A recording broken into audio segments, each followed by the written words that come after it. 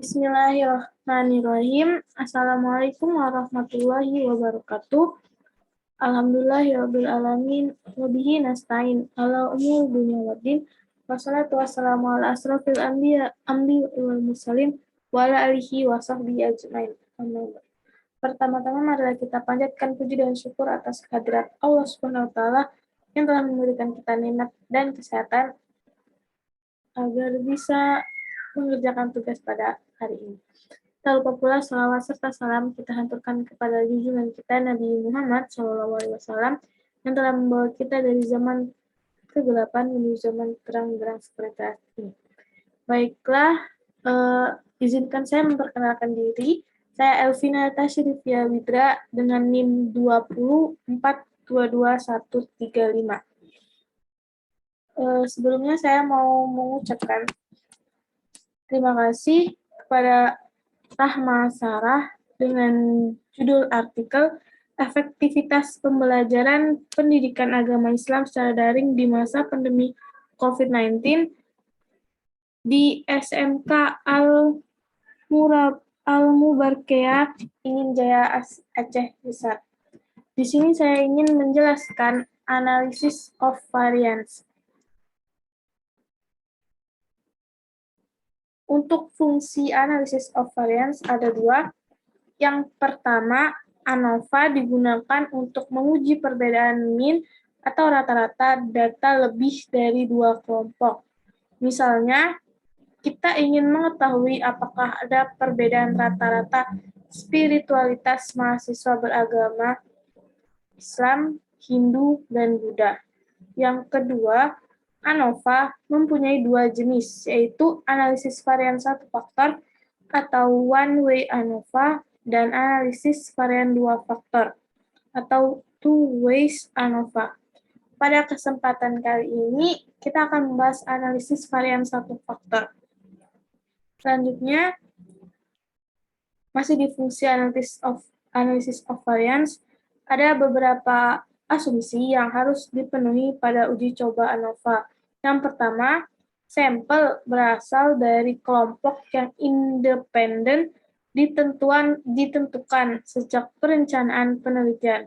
Yang kedua, varian antar kelompok harus homogen. Yang ketiga, data masing-masing kelompok berdistribusi normal. Jika asumsi nomor 2 dan 3 tidak terpenuhi, maka dilakukan transformasi terhadap data. Apabila proses transformasi tidak juga dapat memenuhi asumsi, maka uji ANOVA tidak valid untuk dilakukan, sehingga harus menggunakan uji non-parametrik, misalnya Kruskal-Wallis.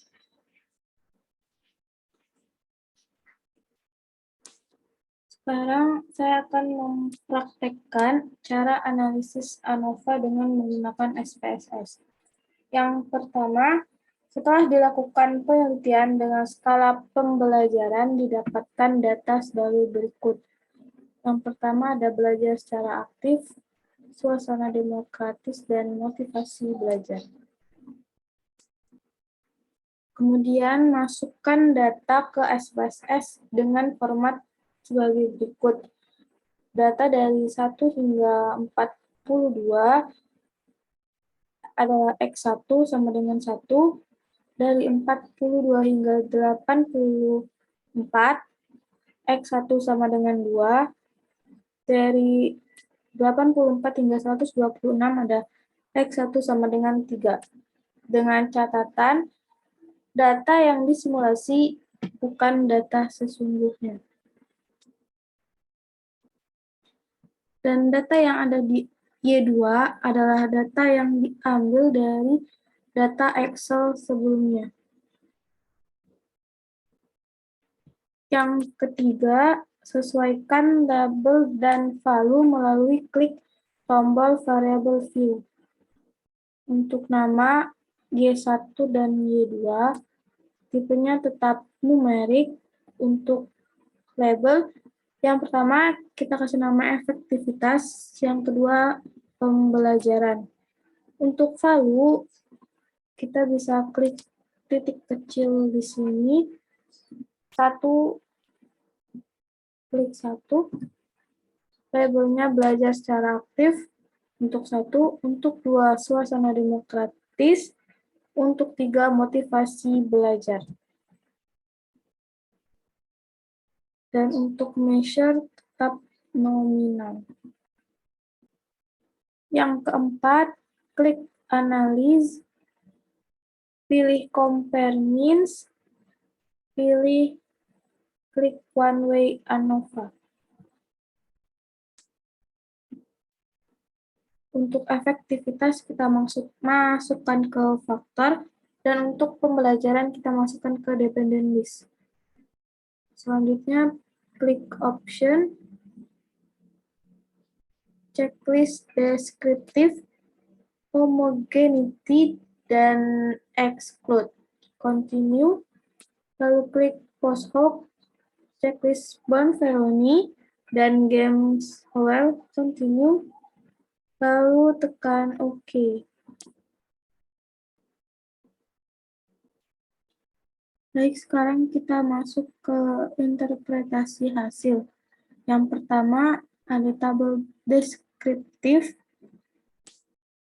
nilai pembelajaran. Yang pertama ada belajar secara aktif dengan rata-rata 5,7 sekian, suasana demokratis 6,97, motivasi belajar 7,85 dengan total rata-rata 6,87. Untuk interpretasi hasil tabel kedua ada tabel homogenitas. Total sigma ada 0,00 karena 0,00 lebih kecil dari 0,05, maka tidak valid untuk tes ANOVA. Dan untuk interpretasi tabel yang ketiga,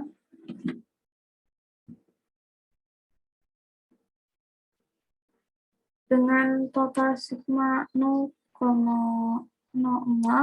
karena 0,00 lebih kecil daripada 0,05, maka HO diterima dan HA ditolak, yang berarti tidak ada perbedaan yang signifikan antara nilai belajar secara aktif, suasana demokratis, dan motivasi belajar. Mungkin itu yang dapat saya jelaskan tentang analisis of variance atau ANOVA. Lebih dan kurangnya saya mohon maaf. Wabillahi taufiq wal hidayah. Wassalamualaikum warahmatullahi wabarakatuh.